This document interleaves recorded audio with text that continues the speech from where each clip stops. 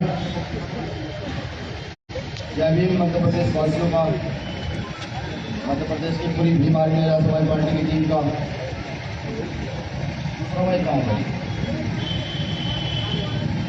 Bhim army Azad Samaj party की team का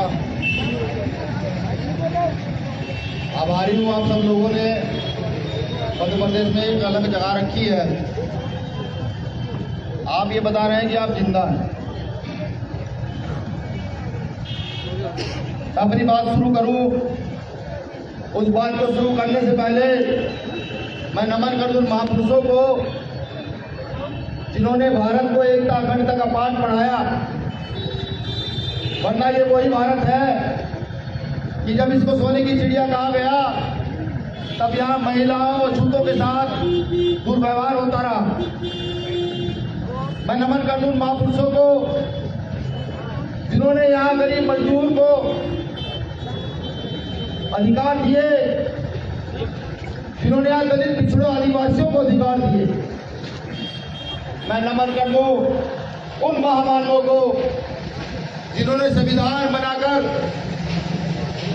हम जैसे गरीब परिवार के लोगों को भी बोलने का और सपने देखने का अधिकार दिया। हम जैसे गरीब परिवार के लोगों को भी आवाज उठाने का अधिकार दिया।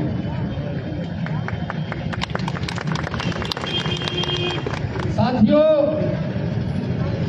कुछ कड़वी बात कहूंगा, हो सकता है ये मैसेज बहुत दूर तक जाए और पूरे मध्य प्रदेश वासियों को बुरा लगे। बुरा लगना भी चाहिए, अच्छी बात है जो मैं कहूंगा, क्योंकि चंद मुट्ठी भर लोग इकट्ठा होते हैं। वो यहाँ के मुख्यमंत्री को मां बहन की गालियां देते हैं, वो हमारे समाज को मां बहन की गालियां देते हैं, और यहाँ का शासन प्रशासन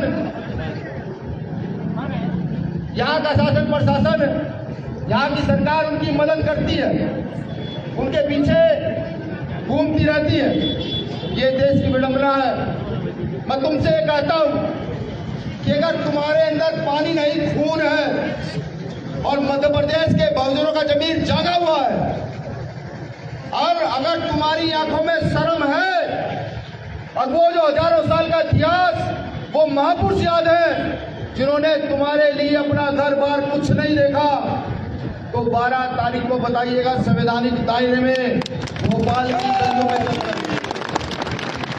भोपाल की गलियों में चलकर बताइएगा, और ये बताइएगा ये आंदोलन आज का आंदोलन नहीं है। अभी तो मात्र इस देश को आजाद हुए कुछ चंद साल हुए। भारतीय व्यवस्था में मात्र लोकतंत्र स्थापित हुए कुछ चंद साल हुए हैं। अभी से लोगों के पेट में दर्द होने लगा है, अभी से परेशानियां शुरू हो गई हैं, अभी से ना जाने क्या क्या कहने लगे। मैं कहता हूं देश के बुद्धिजीवी वर्ग से, वो बुद्धिजीवी वर्ग जो शिक्षित है, पढ़ा लिखा है, जो समता समानता चाहता है, जो जाति धर्म से ऊपर उठकर भारत की आर्थिक सामाजिक राजनीतिक उन्नति के लिए काम करना चाहता है। मैं पूछना चाहता हूं, क्या उस वर्ग को कोई अधिकार नहीं जो सदियों से पीछे खड़ा रहा? क्या उस वर्ग को कोई अधिकार नहीं जो सदियों से गले में हाथ पीछे झाड़ू बांध कर चला? क्या उन महिलाओं को कोई अधिकार नहीं जिनको घूंघट से बाहर निकालने के लिए बाबा साहब अम्बेडकर ने कानून मंत्री पद से इस्तीफा दिया? मैं पूछता हूं इस देश के लोगों से, जो ये कहते हैं मगड़े हैं, जो ये कहते हैं ये देश उन्होंने बनाया, जो ये कहते हैं इस देश की व्यवस्था चलाते हैं, मैं पूछता हूं उनसे कि हम लोगों ने, हमारे पूर्वजों ने यहाँ गड्ढे खोद कर नदियां बनाई, ये सड़कें बनाई, रात दिन मेहनत की, सारे काम किए, तुम्हारी साफ सफाई की, कपड़े धोए, तुम्हारे जानवर चराए, सारे काम किए हम लोगों ने। लेकिन फिर भी देश के अंदर जब हमारे सम्मान की बात आती है तो सरकारें पीछे ना जाने क्यों भाग जाती। मैं बखूबी जानता हूं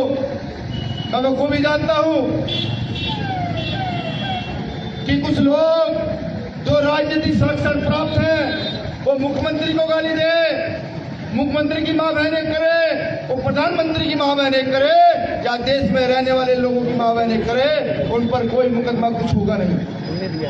लेकिन हम बाबा साहब अम्बेडकर के लोग अपनी संवैधानिक लड़ाई भी लड़े तो कभी 151, कभी 107-16, कभी 307, कभी 148, कभी 149, कभी 150, कभी ना जाने कितने मुकदमे लगाकर हमें जेलों में डाला जाता। मैं पूछता हूं कि जब विश्व के अंदर सब लोग लोकतांत्रिक व्यवस्था में जीना चाहते हैं तो भारत में ऐसी क्या मुसीबत आन पड़ी है कि भारत में जातीय व्यवस्था को इतना मजबूत किया जा रहा है। ये तो तय है, ये लिख लीजिए कि जब तक देश के अंदर ये जातिवाद नाम का जहर स्थापित है, जब तक देश के अंदर वो चंद लोग जो अपने आप को अगड़ा समझते हैं तो ये कहता है कि नहीं हम ही मालिक है, जब तक वो खत्म ना हो जाए तब तक इस देश से आरक्षण को खत्म नहीं किया जा सकता। मैं कहता हूं पिछड़े समाज के लोगों से भी कि बाबा साहब अम्बेडकर जब संविधान लिख रहे थे तो उन्होंने उसमें आर्टिकल 340 लिखा कि पिछड़े समाज के जो लोग हैं उनकी शैक्षिक सामाजिक उन्नति के लिए चाहे सरकार प्रावधान कर सकती है। मैं तो ये कहता हूं, मैं क्या बीमारी पार्टी हमारी ये कहती है कि ओबीसी का रिजर्वेशन भी अनुसूचित 19 के तहत रिटर्न हो जाना चाहिए, संसद में ये आवाज उठनी चाहिए। लेकिन नहीं, जहां जाति धन की राजनीति हो वहां अधिकारों की राजनीति नहीं हो सकती। देश के अंदर जाति धन की राजनीति चरम सीमा पर है तो ये समझने का सब लोग प्रयास कीजिएगा। मैं कहता हूं मुट्ठी भर लोगों से भी जो यहाँ के मुख्यमंत्री को गाली दे रहे थे, मैं भी बहुत बड़ा विरोधी हूँ मुख्यमंत्री का, मैं बड़ा विरोधी हूँ आरएसएस का और बीजेपी का बड़ा विरोधी हूँ, मैं गैर बराबरी करने वालों का बड़ा विरोधी हूँ। लेकिन मेरा ये फर्ज नहीं बनता कि मैं यहाँ मोहन भागवत को खड़ा कर माँ बहन की गाली सुनाई। मेरी लड़ाई मोहन भागवत की विचारधारा से है, उसके परिवार से नहीं। मेरी लड़ाई शिवराज सिंह चौहान की विचारधारा से है, उसकी माँ बहनों से नहीं। हम बाबा साहब अम्बेडकर को मानने वाले लोग हैं। हम हर महिला का रक्षण करना जानते हैं, हर गरीब मजलूम का सुरक्षा करनी जानते हैं। लेकिन मैं कहता हूं यहाँ के दलित आदिवासियों पिछड़ों से अल्पसंख्यकों से कि अगर खून में न जमा हो, शर्म बाकी हो और लगता हो कि अधिकार बचाना है तो 12 तारीख में भोपाल की गलियों में दिखिएगा, अपनी उपस्थिति दर्ज कराइएगा, 4 रोटी लेकर आइएगा, बूट चने लेकर आइएगा, पानी और एक लोई लेकर आइएगा। हो सकता है कि यहाँ के मुख्यमंत्री माननीय मुख्यमंत्री महोदय उस दिन ट्रेनें बंद करा दे जैसे वो पहले भी कर चुके हैं। हो सकता है कि यहाँ के मुख्यमंत्री महोदय बसें बंद करा दे जैसे वो पहले भी कर चुके हैं। अपनी व्यवस्था बनाकर आइएगा, घर से निकलिएगा और कोई संसाधन भी ना अगर मिले तो 12 तारीख के दिन पूरे दिन पैदल चलिएगा जहां तक पहुंच सकते हैं, अपनी उपस्थिति दर्ज करेंगे। और एक चीज और मैं कह दूं कि अगर आने का दम ना हो तो एक वीडियो मेरे नाम डालिएगा, भैया हम नहीं आ सकते मध्य प्रदेश के लोग, तो ध्यान रखिएगा लड़ाई अधिकारों की है। जिस प्रकार से निकाय चुनाव में ओबीसी का रिजर्वेशन, राजनीतिक रिजर्वेशन छीना गया था और हम लोग पूरी ताकत से आए थे, जेल गए थे, डंडे खाए थे, उसी प्रकार से पूरे देश की बीमारी से आवाज करूंगा, चलो मध्य प्रदेश, चलो मध्य प्रदेश, चलो मध्य प्रदेश। हाँ ने मैंने कह दिया, अगर मध्य प्रदेश के लोग कहीं डर में जी रहे हो तो आह्वान बता दीजिएगा एक बार। वो भोपाल क्या पूरा मध्य प्रदेश मिला हुआ है, चारों दिशाओं से भीम सैनिक मध्य प्रदेश के अंदर घुसेगा। संविधान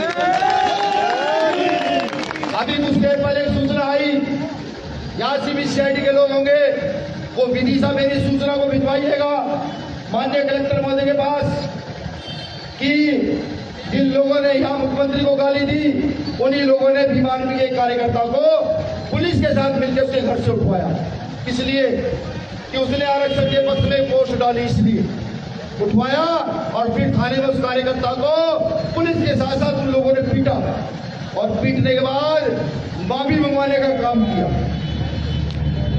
मैंने पहले कहा बाबा साहब अम्बेडकर के लोग हम संघर्ष से पैन वाला जानते हैं, हमारे पूर्वजों ने रात रात दिन मेहनत करके संघर्ष की परिभाषाएं लिखी हैं जो इतिहास में दर्ज है।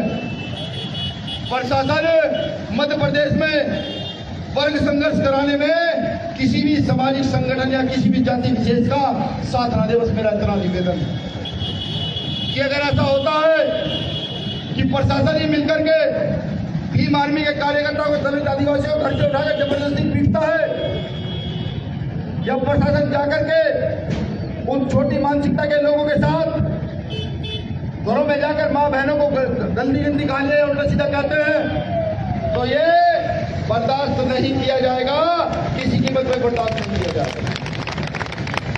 तो मुझे पूरी उम्मीद है ये मेरा मैसेज विदिशा तक जरूर पहुंचेगा और विदिशा के साथ साथ मध्य प्रदेश के सभी कोनों तक पहुंचेगा ये मैसेज कि अगर मेरे किसी कार्यकर्ता के साथ गलत किया गया, उसके परिवार के साथ प्रताड़ना की गई, तो ध्यान रहे हम गोली का जवाब भी गोली से देना जानते हैं और डंडे गोली का जवाब भी डंडे गोली से देना जानते हैं। अब बाबा साहब को मानते हैं, वरना इतने इतिहास हमारे हैं कि अगर हम खड़े हो जाए तो रास्ते खाली हो जाएंगे, लेकिन बाबा साहब हमें बांध कर चले गए। इसके जरिए संविधान लिखा कह गई ये पहल यही तुम्हारी उन्नति का कारण बनेगा, इसको पकड़ो, इसको पकड़ रखा है साहब। तलवार नहीं पकड़ना चाहते, इसको पकड़ के रखना चाहते हैं। इसमें क्षमता हो इस बहन की, इसमें ताकत हो इस बहन को रोकने की, वो आए मुकाबला करे, एजुकेशन में मुकाबला करे, हमारे साथ मुकाबला करे, हम बताएंगे हम कितने क्षमतावान इस देश के अंदर हैं। बस एक बात चाहता हूँ, आज जिला सागर में हूँ, कल न जाने किस जिले में रहूंगा। एक वादा चाहता हूँ कि वो 12 तारीख का दिन सोने और खाने का दिन नहीं आप लोग अपने जीवन में लाएंगे। उस दिन सिर्फ ये सोचेंगे नहीं भोपाल चलना है। ये वादा चाहता हूँ, ये वादा चाहता हूँ कि आप जाएंगे घर घर गली गली मोहल्ले में जाएंगे और कहेंगे कि जो अधिकार बाबा साहब अम्बेडकर हमें इसमें लेकर गए, इसमें लेकर गए हैं, उनको छीन रहे हैं चंद मुट्ठी भर लोग। इसकी रक्षा के लिए भोपाल में चलना, ये वादा चाहता हूं। एक वादा यह चाहता हूं कि आप निकलेंगे अपने घरों से, जाएंगे गली मोहल्लों में, मेहनत करेंगे, लोगों को बताएंगे कि भोपाल चलना है, भोपाल चलना है और ताकत से चलना है। भोपाल में वो आ रहा है जो इसका सबसे बड़ा रक्षक है, जिसे हम रावण कहते हैं। रावण के समर्थन में भोपाल चलना है, किसी से लड़ना भिड़ना नहीं है, लेकिन अपने अधिकार की आवाज लोकतंत्र के तहत भोपाल में जाकर उठानी है, लंके की चोट पर उठानी है और बताना, ये भी बताना कि तुम पूरे देश से बुलाओगे तो हम सिर्फ मध्य प्रदेश से आकर इकट्ठा होंगे, तो पता लग जाएगा हम ताकतवर कितने। 12 तारीख का दिन होगा और भोपाल की गलियों में नीला रंग होगा, भोपाल के अंदर, राजधानी के अंदर नीला ही नीला होगा। और अगर मुख्यमंत्री शिवराज सिंह चौहान भी कुछ बोलेंगे तो उन्हें भी अपने मुंह से सबसे पहला शब्द नीला ही निकालना होगा, जय भीम भी निकालना होगा। मुझे पूरी उम्मीद है कि सब लोग वहां पहुंचेंगे, मजबूती से पहुंचेंगे। आखिरी चेतावनी उनके लिए जो मेरे कार्यकर्ताओं को रोककर मारपीट करने का प्रयास कर रहे हैं, रुक जाइए, समझाइए, संवैधानिक लड़ाई आपकी लड़ाई हम लड़ते हैं। किसी कार्यकर्ता के हाथ मत लगाइएगा, बिल्कुल हाथ मत लगाइएगा, हाथ लगाओगे तो जवाब दिया जाएगा। जय भीम आर्मी, जय संविधान, जय मध्य प्रदेश।